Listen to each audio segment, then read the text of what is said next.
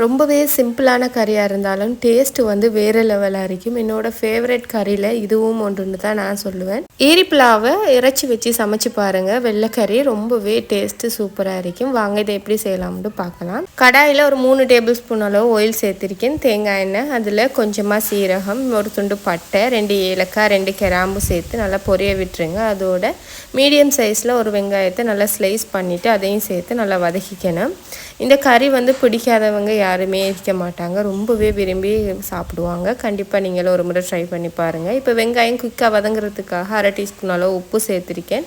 வெங்காயம் லேசாக வதங்கி வந்ததுமே அதில் இஞ்சி பூண்டு பேஸ்ட்டு வந்து ஒரு 2 டேபிள் ஸ்பூன் அளவு சேர்த்துருக்கேன். அதோட கருவேப்பிலையும் சேர்த்து இஞ்சி பூண்டு பேஸ்ட்டோட பச்சை வாசனை போகிற வரைக்கும் இதை நம்ம நல்லா வதக்கி எடுத்துக்கணும். இஞ்சி பூண்டு பேஸ்ட்டும் வெங்காயமும் நல்லா வதங்கி வந்த அப்புறம் தான் நம்ம தக்காளி சேர்த்துக்கணும். மீடியம் சைஸில் ஒரு 2 தக்காளி, 2லேருந்து 3 தக்காளியை நம்ம சேர்த்து நல்லா தக்காளி மசிகிற வரைக்கும் வதக்கி எடுத்துக்கோங்க.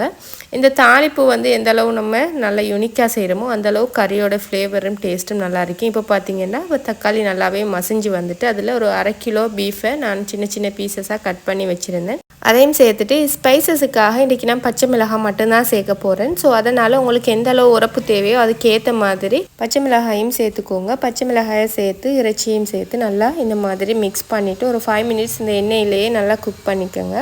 அப்படியே நல்லா 5 மினிட்ஸ் குக் பண்ணிவிட்டு பார்த்தீங்கன்னா இந்த மாதிரி ஒரு கன்சிஸ்டன்சியில் இருக்கும். இப்போ இறைச்சி அவியறதுக்கு தேவையான அளவு தண்ணி சேர்த்து நம்ம நல்லா குக் பண்ணிக்கணும். ஒரு 30 நிமிஷம் அப்படியே பீஃபை குக் பண்ணியிருந்தேன். பார்த்தீங்கன்னா நல்லா பீஃப் குக் ஆகிட்டு இந்த ஸ்டேஜில் நம்ம க்ளீன் பண்ணி வச்சுருந்த ஈரப்புலாவை சேர்த்துக்கணும். வெளியில் உள்ள தோல் உள்ள அந்த சதைப்பகுதியெல்லாம் ரிமூவ் பண்ணிவிட்டு இந்த மாதிரி குட்டி குட்டியாக கட் பண்ணி தண்ணியில் போட்டு வைக்கணும். இல்லைன்னா ஒரு மாதிரி கருப்பு கலரில் சேஞ்ச் ஆகிரும். ஸோ ஈரப்புலாவையும் சேர்த்துட்டு ஒரு 15 மினிட்ஸ் குக் பண்ணியிருந்தேன். பார்த்தீங்கன்னா நல்லாவே குக் ஆகிட்டுன்னா இதோட டெக்ஸ்சர் கிழங்கு மாதிரி தான் இருக்கும். ஸோ பார்த்தீங்கன்னாலே உங்களுக்கு விளங்கும். அதில் தேவையான அளவு தேங்காய் பாலை சேர்த்துக்கோங்க. கட்டி பாலை சேர்த்திங்கன்னா டேஸ்ட்டு வந்து இன்னுமே நல்லா இருக்கும்.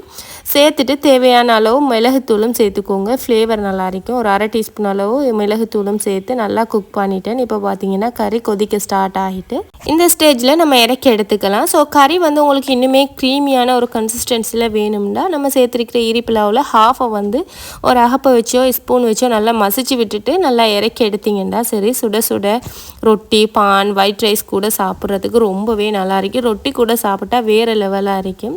ஸோ இந்த ரெசிபி ரொம்ப சிம்பிளாக இருந்தாலும் ரொம்ப யூஸ்ஃபுல்லாக இருந்திருக்கும்னு நான் நம்புகிறேன். இன்னும் ஒரு இன்ட்ரெஸ்டிங்கான வீடியோவில் சந்திப்போம். டேக் கேர், பாய்.